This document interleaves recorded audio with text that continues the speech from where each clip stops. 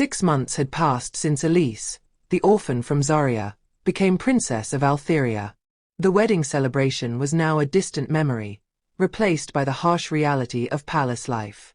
Today would test everything she believed about leadership and compassion. Elise stood in the council chamber, her emerald green royal wrapper feeling like a costume.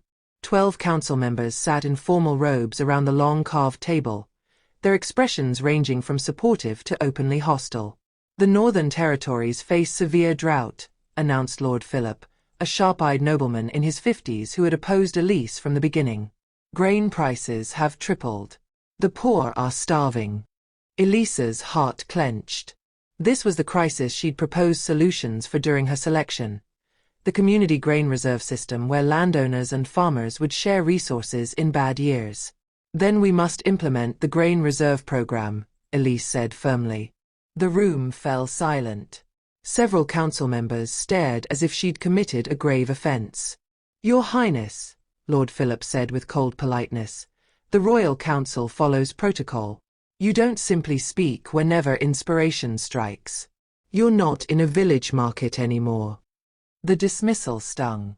Elise felt heat rise to her cheeks, acutely aware that she'd broken another rule she didn't fully understand. Prince Rowan, her husband, sat beside her with clenched jaw.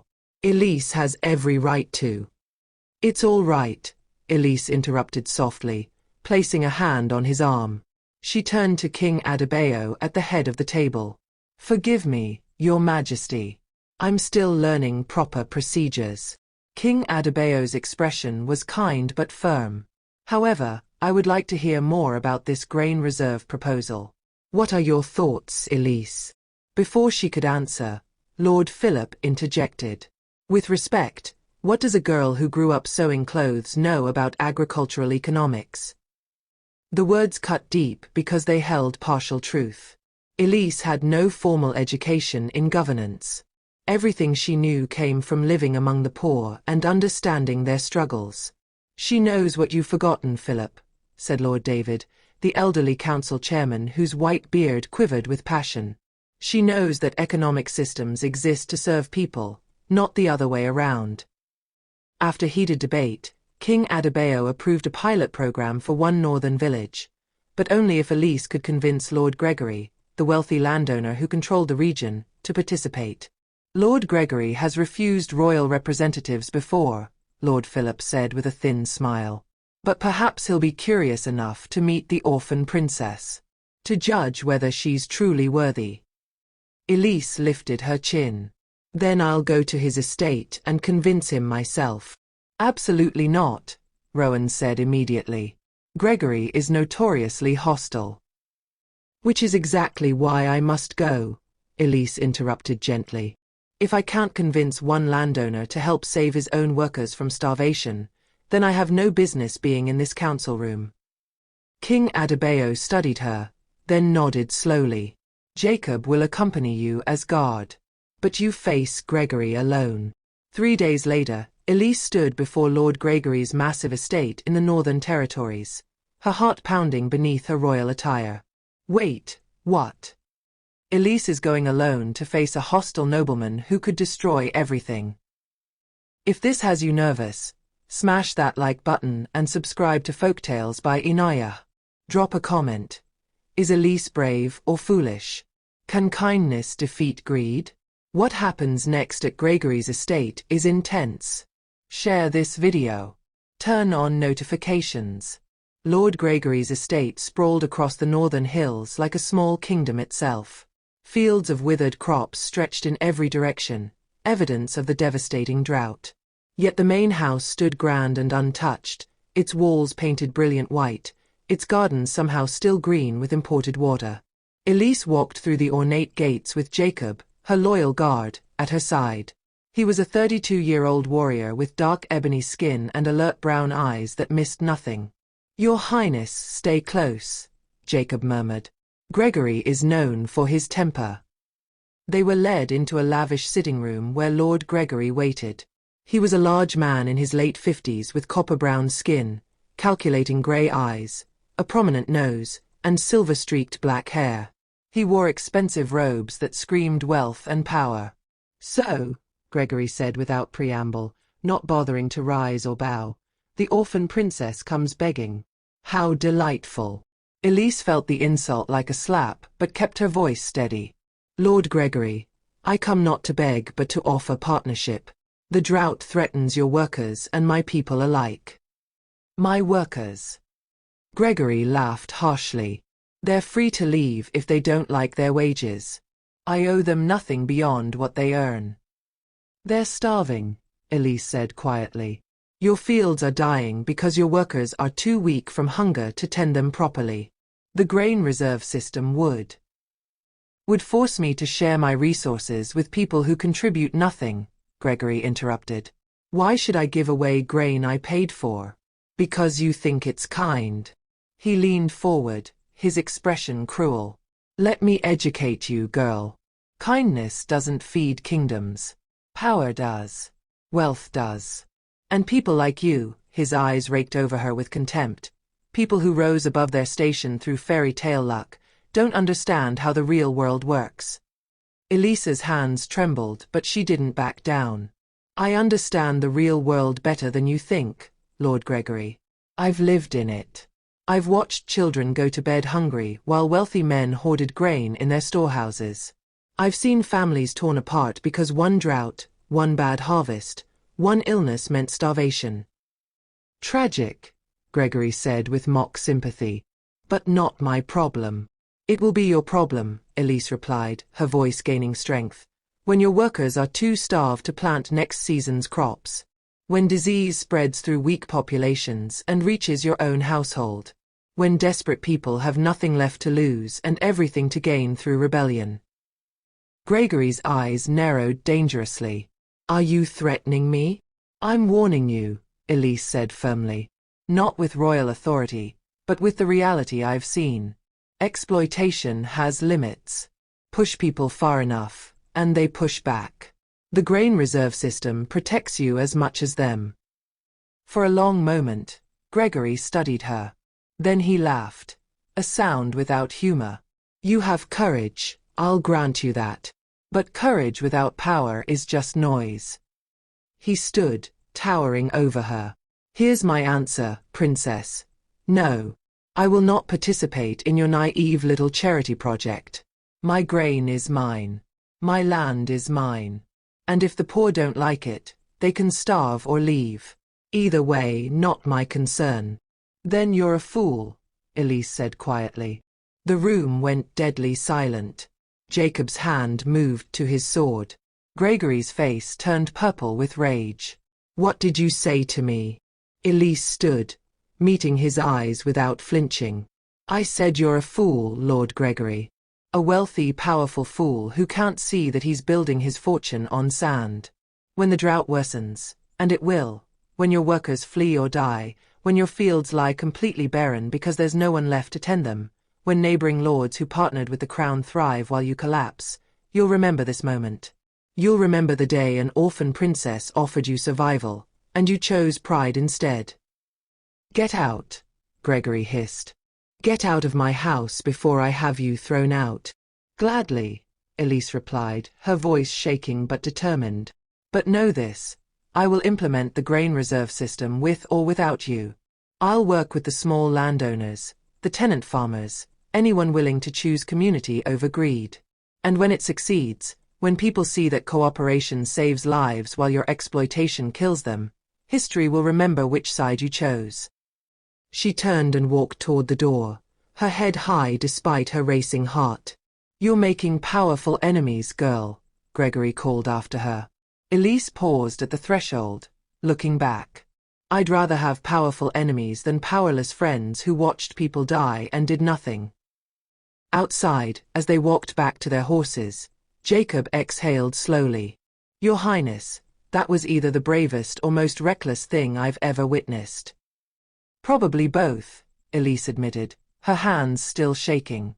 But Jacob, did you see his fields? The workers we passed? They're not just hungry, they're dying. I won't let protocol or fear stop me from trying to save them. The ride back to the capital took 2 days. Elise spent them refining her plan. If Gregory wouldn't cooperate, she'd work around him. She'd approach smaller landowners, tenant farmers, village leaders, anyone willing to try something new. But when she returned to the palace, she found chaos waiting. No way. Elise just called a powerful lord a fool to his face. If this gave you chills, smash that like button and subscribe to Folktales by Inaya. Drop a comment. Was Elise right to stand up to Gregory? Or did she just make things worse? What's waiting at the palace is shocking. Share this. Turn on notifications. The palace was in uproar. Elise barely dismounted before Comfort, her chief handmaid, rushed to her with a pale face. Your Highness, thank goodness you're back. Lord Philip has called an emergency council meeting. He says there's evidence of treason. Elisa's blood ran cold. Treason. What are you talking about? I don't know the details, but it involves the grain reserve program. They're saying someone sabotaged the royal grain stores. Elisa's heart sank. She hurried to the council chamber where an angry assembly waited. King Adebayo sat grim-faced at the head of the table. Rowan stood nearby, his expression worried. Lord Philip looked triumphant. Princess Elise returns from her failed diplomatic mission, Philip said with false courtesy. Perfect timing. Perhaps you can explain this. He gestured to Lord Samuel, the treasurer, who looked sick with worry. Samuel cleared his throat nervously.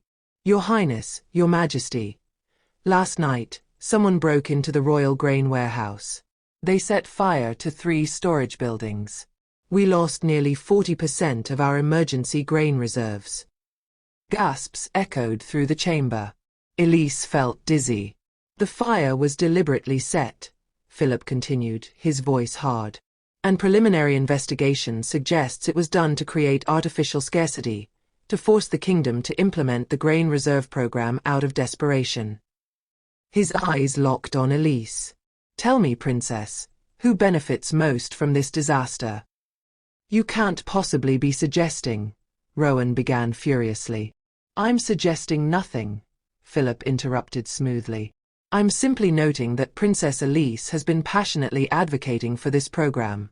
That she just returned from a confrontation with Lord Gregory where, according to reports, she made threats about what would happen if he didn't cooperate. And now, conveniently, we have a crisis that makes her program seem urgently necessary. That's insane, Elise exclaimed.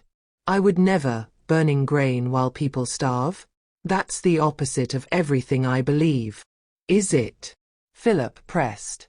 Or is it exactly what someone desperate to prove her worth might do? Someone who fears the council sees her as an incompetent orphan playing at princess. The accusation hung in the air like poison. Elise saw doubt flicker across some council members' faces. They didn't truly believe she'd committed treason, but they believed she might be too naive, too desperate, too inexperienced to have prevented it. This is ridiculous, Rowan said, his voice shaking with anger. Elise would never. Prince Rowan, King Adebayo said quietly, let Elise speak for herself. All eyes turned to her. Elise felt the weight of their judgment, their doubt, their barely concealed hope that she would fail and prove their prejudices right. She thought about defending herself, about protesting her innocence, about reminding them she'd dedicated 6 months to learning their ways, following their rules, proving herself worthy. But then she thought about the burned grain, about the families who would now have even less, about Lord Gregory's words, kindness doesn't feed kingdoms, power does. And she realized something crucial. She was playing their game by their rules, and in their game, she would always be the outsider, the orphan, the girl who didn't belong. It was time to change the game. You're right, Elise said quietly. The room erupted. Rowan looked stricken. King Adebayo leaned forward sharply. I'm right. Philip looked confused. You're confessing? No, Elise said firmly. I'm saying you're right that I'm desperate. Right that I'm inexperienced in your ways. Right that I don't think like you do. She stood, addressing the entire council. But you're wrong about what that means. She walked to the center of the room, every eye following her. I didn't burn the grain. But someone did. Someone who wants either to discredit me or to create the exact crisis we're now facing. And while you all sit here playing political games, trying to figure out who to blame, people are starving. Princess Elise, Philip began.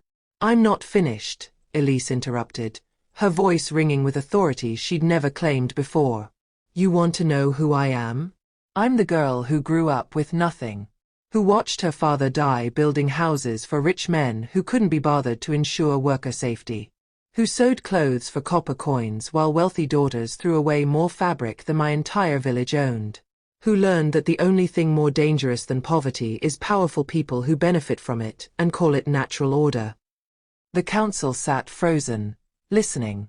So yes, I'm desperate to prevent the suffering I've lived through. Yes, I'm inexperienced in your political games, because I've been too busy learning how to survive to learn how to scheme. And yes, I think differently than you, because I remember what you've forgotten, that kingdoms aren't made of gold and grain stores. They're made of people. And when your people suffer, your kingdom suffers, whether you're too comfortable to notice or not. She turned to King Adebayo. Your Majesty, I didn't burn the grain. But I will find out who did. And then I will implement the grain reserve program anyway, not because the fire makes it necessary, but because it was always necessary. The only question is whether this council will help me save lives or continue looking for reasons to doubt me while people die. The silence that followed was absolute. Finally, Lord David, the elderly chairman, rose slowly to his feet. I believe her. David, Philip began. I believe her, David repeated firmly. And I propose we stop wasting time on accusations and start solving the actual crisis. Someone burned our grain. Find them. But don't let that criminal's actions stop us from helping our people. One by one, other council members nodded. Even Lord Samuel, usually so cautious, said quietly, the princess is right. We're debating blame while people starve. That's unconscionable. Lord Philip's face was tight with fury, but he was outvoted. King Adebayo stood. So be it. Lord Samuel, investigate the fire. Princess Elise, proceed with your grain reserve program. You have the council's support. He paused, looking at her with something like pride. And Elise. Well spoken. Perhaps we all needed reminding of what truly matters. Elise just turned the tables on the entire council. If this moment gave you goosebumps, smash that like button and subscribe to Folktales by Inaya. Drop a comment. Who do you think burned the grain? Was it Philip? Someone else? The truth is about to be revealed, and Elisa's plan to fight back is brilliant. Share this with everyone. Turn on notifications. That night, Elise couldn't sleep. The confrontation with the council kept replaying in her mind. She'd won the debate, but someone had burned the grain stores, someone who wanted either to stop her program or frame her for sabotage. She sat in the palace library, surrounded by maps of the northern territories, when Rowan found her. You should be resting, he said gently, sitting beside her. I can't, Elise admitted. Rowan, what if this fails? What if I implement the program and it doesn't work? What if people die because I was too stubborn to admit I don't know what I'm doing? Rowan took her hands. Elise, listen to me. 6 months ago, you walked into that throne room with nothing but honesty and compassion. You won because you were different, because you saw things we couldn't see. Don't lose that now by trying to be like us. But I made so many mistakes, Elise whispered. The wrong forks, the wrong protocols, speaking out of turn. Those aren't the mistakes that matter, Rowan interrupted. The mistake that matters is forgetting why you're here. You're not here to master our etiquette. You're here to change our hearts. His words settled something in Elise. He was right. She'd been so focused on learning their rules that she'd forgotten her own strengths. I need to go north, she said suddenly. Not to Lord Gregory's estate. To Kaduna village. I need to talk to the actual farmers, the actual workers. They'll tell me what will work better than any council chamber debate. Then we'll go together, Rowan said. No, Elise replied gently. This time, I need you to stay here and manage the council. Keep Philip from sabotaging things while I'm gone. Can you do that? Rowan studied her face, seeing the emerging queen beneath the uncertain princess. Yes. But take Jacob and a full security detail. Whoever burned that grain might try something worse. 3 days later, Elise arrived in Kaduna village with Jacob and 4 guards. The village was small, perhaps 50 families, their homes built of mud brick with thatched roofs. Children played in dusty streets despite obvious hunger. Adults worked withered fields with the hollow-eyed determination of people fighting a losing battle. The village elder, an elderly woman named Ruth, greeted Elise with mixture of hope and suspicion. She had deep brown weathered skin, kind but wary eyes, and grey-white hair wrapped in a faded head wrap. Princess, Ruth said carefully, we're honored, but we've seen nobles before. They come, they look, they make promises. Then they leave and we never see help. I know, Elise replied. I grew up in a village like this. I know what broken promises feel like. She sat down on a wooden bench, gesturing for Ruth to join her. So I'm not here to make promises I might not keep. I'm here to ask what you need. What would actually help? Ruth studied her for a long moment, then began to speak. Over the next 2 days, Elise talked to farmers, weavers, potters, mothers, and children. She listened to their stories, their fears, their ideas. And slowly, a clearer picture emerged. The grain reserve program could work, but not the way she'd originally envisioned. It needed to be managed by the villagers themselves, not by palace officials. It needed to account for different crops, not just grain. It needed to include not just food storage but seed preservation for next season's planting. On the 3rd day, as Elise sat with a group of farmers discussing details, a commotion erupted at the village edge. Jacob appeared, his face grim. Your Highness, we have a problem. A rider had arrived from the capital with urgent news.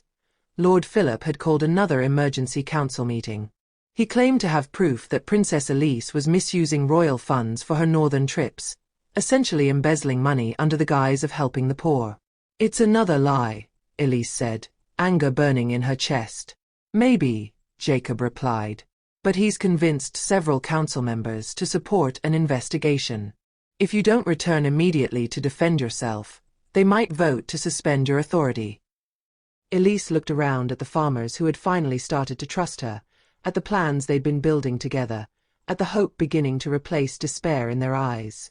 No, she said. Your Highness. Jacob looked shocked. I said no, Elise repeated firmly. Philip wants me to come running back every time he makes an accusation. He wants to keep me on the defensive, reactive, always explaining myself instead of doing my work. I'm done playing that game. She stood, addressing the gathered farmers. I came here to listen and to help. I'm not leaving until we finish building a grain reserve system that actually works. One you design, you control, you trust. Lord Philip can investigate whatever he wants. When I return to the capital, I'll bring proof of what we accomplished here. That will be my defense. Ruth smiled, her weathered face crinkling with approval. Now that sounds like a leader worth following. Elise just refused to play their game. She's staying in the village while Philip tries to destroy her back at the palace. If this is making you scream, smash that like button and subscribe to Folktales by Inaya. Drop a comment. Is Elise making the right choice? Or is she giving Philip exactly what he wants? The epic conclusion is coming, and you won't believe what happens. Share this. Turn on notifications. Elise spent 5 more days in Kaduna village, working alongside the farmers from dawn to dusk. Together, they built the first community grain storehouse, not imposed from above, but created by the people who would use it. The structure was simple but effective. A raised wooden building with ventilated walls to prevent rot and moisture. Each family contributed what they could, labor, materials, or a small portion of whatever harvest they had left. The village elected 3 trustees to manage distribution: Ruth the elder, a young farmer named Michael, and a widow named Sarah who'd survived 3 droughts and knew better than anyone how to ration carefully. "The key," Ruth explained as they hammered the final boards into place, "is that we manage it ourselves. No nobles deciding who deserves food. We know our neighbors. We know who's truly in need and who's gaming the system." By the 10th day, the storehouse was complete. It wasn't much, barely enough grain to feed the village for 2 months, but it was a start. More importantly, it was proof. As Elise prepared to return to the capital, nearly the entire village gathered to see her off. "Thank you," Sarah said, tears streaming down her weathered face. "Not for the building. We could have built that ourselves. Thank you for listening. For treating us like we matter." Elise embraced her. "You've always mattered. The kingdom just forgot to notice." The return journey took 3 days. Jacob rode silently beside her, clearly worried about what awaited at the palace.